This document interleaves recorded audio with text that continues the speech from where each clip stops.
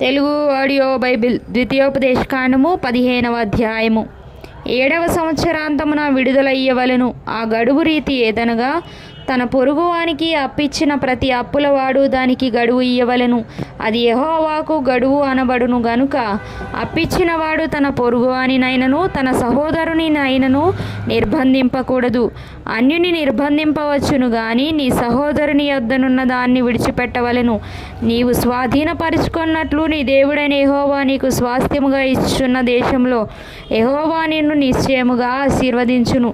కావున నేడు నేను నీకు ఆజ్ఞాపించున్న ఈ ఆజ్ఞలనన్నిటినీ అనుసరించి నడుచుకొనుటకు నీ దేవుడైన యెహోవా మాటను జాగ్రత్తగా వినిన ఎడల మీలో బీదలు ఉండనే ఉండరు. ఎలయనగా నీ దేవుడైన యెహోవా నీతో చెప్పి ఉన్నట్లు నిన్ను ఆశీర్వదించును గనుక నీవు అనేక జనములకు అప్పిచ్చెదవు గాని అప్పు చేయవు, అనేక జనములను ఏలుదువు గాని వారు నిన్ను ఏలరు.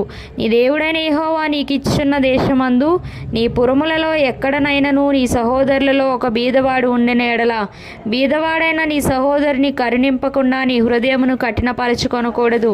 నీ చెయ్యి ముడుచుకొనక వాని కొరకు అవశ్యముగా చెయ్యి చాచి వాని అక్కర చొప్పున అక్కరకు చాలినంత అవశ్యముగా వానికి అప్పియ్యవలెను.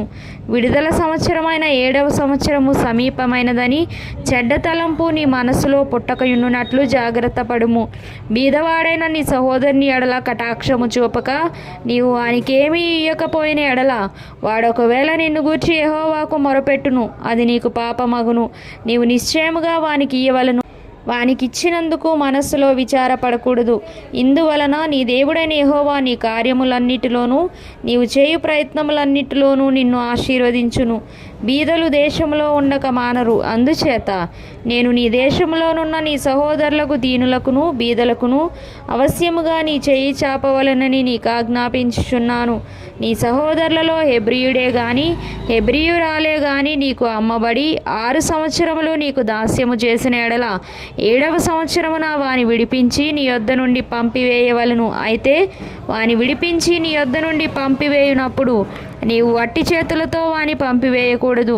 నీవు ఐగుప్తు దేశంలో దాసుడవై ఉన్నప్పుడు నీ దేవుడైన యెహోవా నిన్ను విమోచించెనని జ్ఞాపకము చేసుకొని నీ మందలోనూ నీ కళ్ళములోనూ నీ ద్రాక్షగానుగలోను కొంత అవశ్యముగా వానికి ఇయ్యవలెను. నీ దేవుడైన యెహోవా నిన్ను ఆశీర్వదించి నీకు అనుగ్రహించిన దానిలో కొంత వానికి ఇయ్యవలెను. ఆ హేతువు చేతను నేను ఈ సంగతి నేడు నీకు ఆజ్ఞాపించి ఉన్నాను. అయితే నీ యొద్ద వానికి మేలు కలిగినందున నిన్నును నీ ఇంటి వారిని ప్రేమించున్నాను గనుక నేను నీ యొద్ద నుండి వెళ్ళిపోనని అతడు నీతో చెప్పిన ఎడల నీవు కదురును పట్టుకొని తలుపులోనికి దిగినట్లుగా వాని చెవికి దాన్ని గుచ్చవలెను. ఆ తరువాత అతడు నిత్యము నీకు దాసుడైండును. అలాగుననే నీవు నీ దాసికిని చేయవలెను. వానిని స్వతంత్రునిగా పోనిచ్చుట కష్టమని నీవు అనుకొనకూడదు. ఎలయనగా వాడు 6 సంవత్సరములు నీకు దాస్యము చేసినందున జీతగానికి రావలసిన 2 జీతముల లాభము నీకు కలిగెను. అలాగైతే నీ దేవుడైన యెహోవా నీకు చేయు వాటన్నిటి విషయంలో నిన్ను ఆశీర్వదించును. నీ గోవులలోనేమి నీ గొర్రె మేకలలోనేమి తొలిచూలు ప్రతి మగదానిని నీ దేవుడైన యెహోవాకు ప్రతిష్ఠింపవలెను. నీ కోడెలలో తొలిచూలు దానితో పని చేయకూడదు. నీ గొర్రె మేకలలో తొలిచూలు దాని బొచ్చు కత్తిరింపకూడదు. యెహోవా ఏర్పరచుకొని స్థలమున నీవును నీ ఇంటి వారును నీ దేవుడైన యెహోవా సన్నిధిని ప్రతి సంవత్సరము దాన్ని తినవలెను.